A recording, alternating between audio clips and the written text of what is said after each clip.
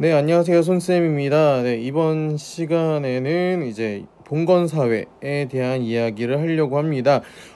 지난 시간까지 그리스 로마를 보고 이제 서양의 고대 국가에 대해 살펴봤는데 이제 중세라는 개념으로 넘어갑니다. 그래서 그 이야기를 한번 이야기를 하고요.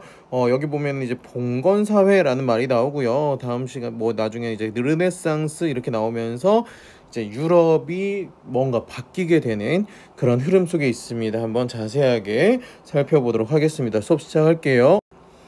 네, 첫 번째 살펴볼 거는 이제 프랑크 왕국에 대한 이야기입니다. 프랑크 왕국에 대한 이야기 보면은 이제 게르만족이라는 이 민족이 등장을 합니다. 4세기 후반에 그 여기 오른쪽에 여기 보신 지도 보시면은 훈족이 등장합니다. 그래서 이 훈족이 왼쪽 서진한다고 하죠. 왼쪽으로 오게 되면서 여러 민족들이 이제 유럽 쪽으로 이제 쭉 이동을 하게 되는 거예요. 아울러서 게르만족도 이동을 하게 되고요. 그래서 이 게르만족 출신인 오도 아케르라는 이 장군에 의해서 서로마 제국이 멸망합니다. 하지만 동로마 제국은 쭉 가는 거죠. 그래서 여기 보면은 서로마 제국은 여기 보시면 이제 콘스탄티노폴리스를 중심으로 오른쪽은 이제 논외로 치고 왼쪽에 있는 서로마 제국이 멸망을 하게 되면서 이제 서유럽에서 중세 유럽이 이제 시작된다라고 여러분들 보시면 될 것 같습니다. 넘어가죠. 네, 그러면서 이제 프랑크 왕국이라는 국가가 등장을 하게 됩니다. 이 프랑크 왕국에 대해서 이제 하나하나 살펴보면서 이야기를 한번 쭉 진행을 해보도록 하죠. 프랑크 왕국은 4명의 인물을 중심으로 이제 설명을 합니다. 첫 번째 등장하는 인물이 바로 클로비스, 그리고 카롤루스 마르텔, 그리고 피핀, 카롤루스 대제라고 되어 있는데요. 이 중에서 미리 먼저 말씀드릴 거는 이 카롤루스 마르텔만 왕이 아니고 궁제라고 합니다. 이 사람들이 했던 것들을 이제 하나하나 살펴보도록 하죠. 첫 번째는 이제 클로비스는 당연히 이 왕조를 개창을 했겠죠. 메로비우스 왕조를 개창을 합니다. 그리고 나서 이제 프랑크 왕국이 이제 게르만족이다 보니까 이 로마 가톨릭교로 개종해서 기존에 있던 로마 주민과의 문화적 마찰을 줄이는 데 노력을 하죠. 그리고 나서 이제 궁제였던 카를로스 마르텔은 이슬람 세력의 침입을 격퇴를 합니다. 어떤 전투를 통해서? 바로 투르푸아티의 전투에서. 그럼 이 이슬람 세력이 누구냐? 바로 여러분들 공부했던 우마이야 왕조입니다. 우마이야 왕조와 여기 보시면 이쪽 지역, 그 색칠되어 있는 지역이 바로 이슬람 세력인데, 요걸 넘어오려고 했다가 이제 투르푸아티의 전투에서 패퇴하면서 이제 이슬람 세력은 그 이베리아 반도에만 남아있게 되는 거예요. 지금의 스페인이나 포르투갈 지역에만 남아있게 되는 거고요. 그 유럽에서 이제 이슬람 세력의 침입을 격퇴하고 로마 가톨릭을 수호했다라는 의미를 갖게 되는 거죠. 그러면서 이제 피피는 이제 새로운 왕조를 개창합니다. 여기 메로베우스 왕조가 아니라 카롤루스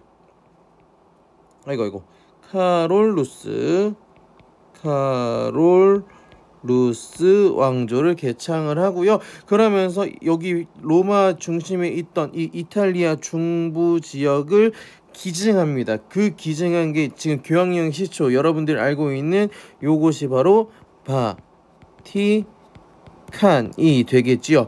네, 그 바티칸의 시초가 이 프랑크 왕국부터 되는 거죠. 그러니까 자연스럽게 이제 카롤루스 대제에 들어와서 서로마 제국의 대부분 영토를 회복을 하면서 교황에게 바로 서로마 황제의 대관식을 거행하게 된다. 그게 바로 이게 이제 800년 9세기에 들어와서 그러면서 이 카를로스 대제가 이제 학문적인 지원 이런 학교적인 지원 이런 것들을 해서 요때를 우리는 카롤루스 르네상스라고 이야기를 합니다. 그래서 뭐 예를 들어서 뭐 궁정학교니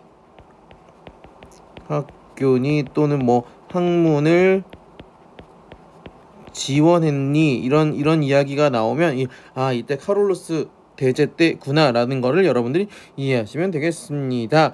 네, 이렇게 보시면 되겠고요. 넘어가죠. 그러면 그 프랑크 왕국이 어떻게 또 분열을 하게 됐는가? 바로 언제부터냐?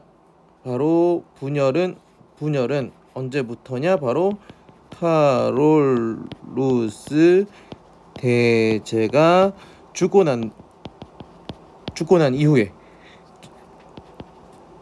상속 문제가 발생을 합니다.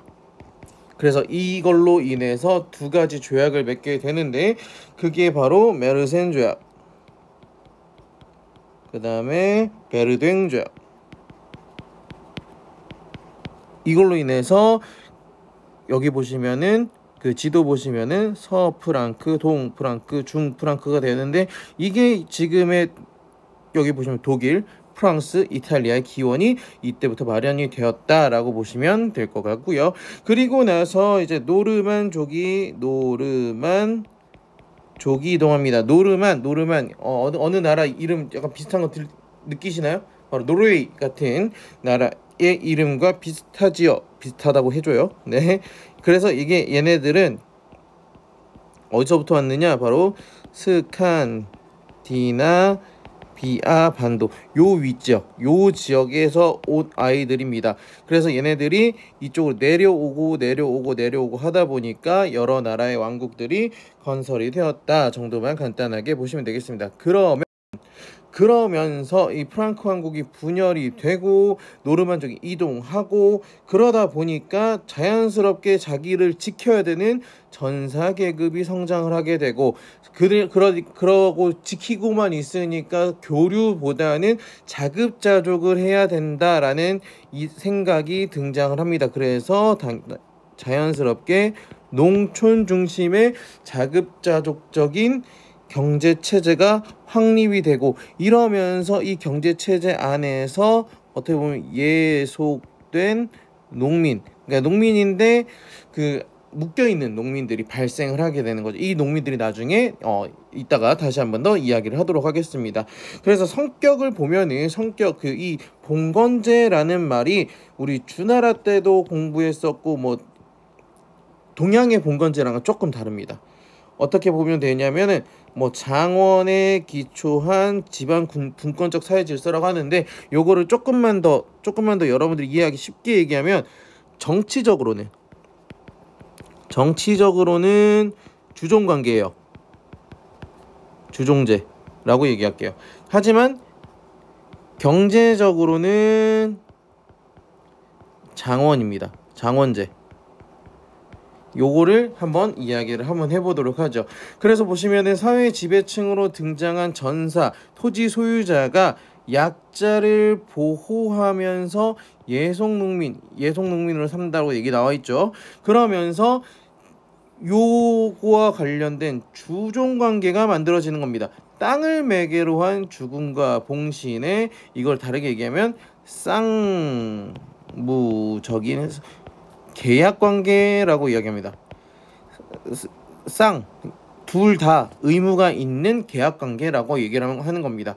그러면서 계약을 했으나 불입권이라고 얘기해서 주군이 그래서 자기 땅을 나눠줬으면 그 땅에 대해서는 간섭을 하지 않는다. 그래서 징세를 하던 재판을 하던 그거에 대해서는 관여하지 않는다라고 얘기를 하는 겁니다. 그래서 자연스럽게 왕은 그냥 계약을 했고 지방은 분권화해서 왕권 약화되는 것을 이야기를 합니다.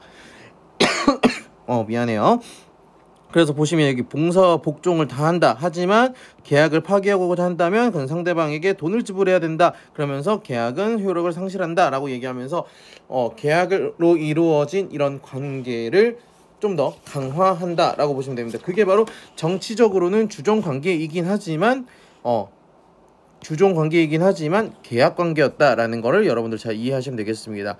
그럼 이제 장원이라고 얘기하는 이 장원제에 대한 이야기를 하는데요. 땅이 하나 또는 여러 개의 장원으로 가지고 있어 여러 사람들의 계약을 하면 여러 땅을 가지고 있게 되죠. 그러면서 그 안에서 자급자족적인 경제 체제를 갖고 있습니다. 이거를 가능하게 하는 게 바로 그 예속농민이라고 했던 농노입니다. 영주에게 예속된 부자유민입니다. 그 경작도 하고요, 일도 하고요, 세금도 내고요. 그리고 거주 이전에 자유는 없습니다. 하지만 재산을 가질 수 있고요, 결혼은 가능합니다. 그러면서 여기 일주일에 3일, 나머지 3일 이렇게 나와 있죠. 경작하고 지경지 가서 일하고 하루는 교회 가서 예배 보고. 그래서 보시면은 이게 농노의 하루인데요. 농노의 하루, 농노의 1년이라고 하죠. 다 일하고 있습니다. 다 일하고 있는 게 보이시죠? 다 일하고 있는 거 보이시죠? 네, 그렇게 여러분들 보시면 되겠습니다. 그래서 폐쇄적이고 지방 분권적인 것이었다라고 보시면 되겠습니다. 그래서 봉건국가 발전 그러면서 만들어지는데 왕권이 약했다라고 얘기했습니다. 그래서 서프랑크는 카페 왕조, 그냥 이름만 알고 계시면 돼요. 그 다음에 동프랑크 같은 경우 독일인데요. 독일은 되게 지방 분권적이었어요. 그런데 오토 1세라는 황제가 서로마 황제로 대관을 하면서 이 이야기가 나옵니다. 신성 로마 제국. 신성 로마 제국의 기원이 된다라고 보시면 되겠습니다. 그래서 독일 국기 보시면 독일 국기가 뭐 검정색, 뭐 노란색, 빨간색인가? 뭐 요렇게 비슷하게 되어 있는데 그 안에 막 독수리가 있고 이렇게 되어 있습니다. 그런 게 이 신성 로마 제국의 아젠다 같은 느낌이다라고 보시면 되겠고요. 노르만 왕조 같은 경우에는요, 노르망디공 윌리엄이 개창을 하는데 여기 노르만 왕조가 여기 보시면 위치를 보시면 돼요. 여기 영국입니다. 영국 지역입니다. 그러면서 강력한 왕권에 입각한 봉건제를 수립하고요, 토지 조사를 실시하는데 그 책이 바로 둠즈 데이 북입니다. 네, 그렇게만 이해하시면 될 것 같아요. 이해하시겠죠? 그러니까 크게 보지 마시고 그냥 간단하게 보시면, 일단은 첫 번째로 우리가 정리를 했던 게 바로 프랑크 왕국이 있습니다. 프랑크 왕국. 그 다음에 봉건제, 그리고 뒤에 있던 여러 왕조들이 있었는데, 중세 유럽을 한마디로 중세 유럽에 대해서 이야기를 하면 프랑크 왕국이 일단 기본이에요. 그래서 왕 4명 있었죠. 대표 클카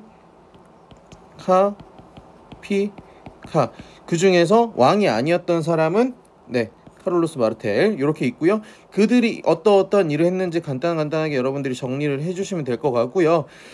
그럼 봉건제 같은 경우에는 정치적으로는 쌤이 얘기했지만 정치적 그리고 경제적인 관계, 그래서 어떻게 됐는가, 왜 민족들이 계속 이동하다 보니까 폐쇄적이었다라고 보시면 되겠고요. 그렇기 때문에 이 봉건제로 인해서 결과적으로는 왕권이 굉장히 약해졌다 정도만 여러분들 간단하게만 정리하시면 될 것 같습니다. 그렇게 보도록 하고요. 다음 시간에는 이제 크리스트교 이야기를 할 겁니다. 크리스트교에 대한 이야기 하면서 쭉 이어나가도록 하죠. 고생하셨습니다.